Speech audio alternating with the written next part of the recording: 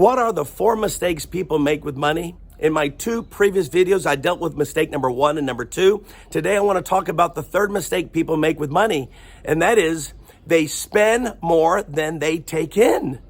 That is a huge mistake. Now, how in the world can anyone spend more than what they take in? There's only one way to do it, and that is to get yourself in debt.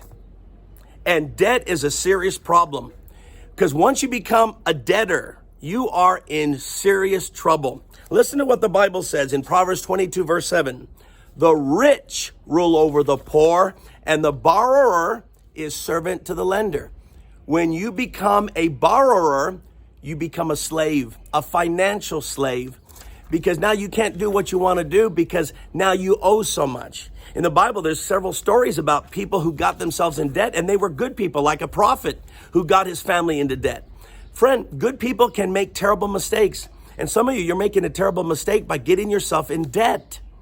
And it's only one reason. You want something that you can't afford, so you borrow for it. Now, somebody might ask me, do you believe borrowing is wrong or is a sin? No. It could be foolish, but it's not necessarily a sin. Let me explain it this way. In our modern world, there are 2 things that you are likely going to have to borrow to have because they're such big ticket items. First is a house. We financed our house. We borrowed for it, but we didn't take 30 years to pay it off. We paid it off in 21 years. It's been paid off for almost 10 years now. And it's good to be free. So a house is different because it's such a big ticket item. And if you waited to save up money to buy a house, your kids are going to grow up and they're going to leave the house. And by that time, you don't even need a big house anymore. No, I do. And besides that, if you're not going to buy a house, you're going to be paying rent. And rent is money that is flushed down the toilet. You're never going to see it back. But at least when you make your monthly mortgage payments, part of it is principal, and that's money in your pocket. So I believe it's okay to borrow money for a house. That's reasonable. Cars are another area. Now, unlike a house where you have to really be qualified for it, many of you could buy 2 expensive cars that you cannot really pay for. And that's a mistake that many of you make. And you need to buy a car that is reasonable. And at the beginning, it might be used cars, 1 to 3-year-old cars. They're good cars. They're like new. You don't have to, borrow so much money to get a nice car, a nice, reliable vehicle.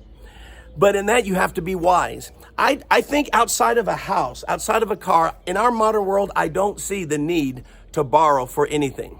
Even furniture. You ever go to those furniture companies? And when we first got started, my wife and I didn't have a lot of money, but we went and bought some furniture from a German family that was leaving Fort Bliss here in El Paso. And the furniture was only 8 months old. It was gorgeous, beautiful. We bought it for $250. And that was cheap even back in those days.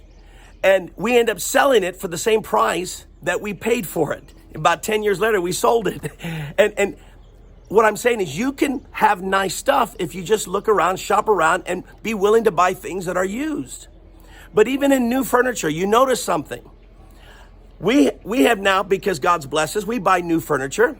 But every time we buy, they always have this 2 years or 3 years interest-free. You buy the furniture. Every time I've asked them, what discount could I get if I pay cash for it? Every time they say, you can't get a discount. You know why? They don't want the cash. That's right. They don't want me paying it right from the beginning. They want me to borrow it, even if it's interest-free, because here's their hope. 9 out of 10 people, after 2 to 3 years, they will not have paid off the furniture. And now the furniture company starts charging interest. And friend, they make more money on the interest than on the furniture itself. So I'm here to tell you, friend, you're making a huge mistake if you get yourself in debt over these things, because you make yourself a slave. Let me give you some more scriptures. Proverbs 21, verse 5. The plans of the diligent lead to profit as surely as haste leads to poverty. What is haste? You're in a hurry. You want something so badly, so you don't wait to get the money for it. You want it, so you get yourself in debt and you start paying interest, and it's a terrible thing. And the Bible says it's the plans of the diligent that will lead to profit. You got to plan things out. Don't be so quick to buy things that you cannot afford. It will sink you financially, my brothers and sisters. Be patient. Proverbs 13:7 says, one man pretends to be rich yet has nothing. Another pretends to be poor yet has great wealth. You know, you can look good. You can drive a very expensive car. You can wear expensive clothes. You can eat at expensive restaurants. But you can do it all because you borrowed for it. Friend, that's not what you want to do. You want to make sure you're patient and God will bless you. You ask him to bless you, he'll bless you. But be patient. Don't spend more than you make.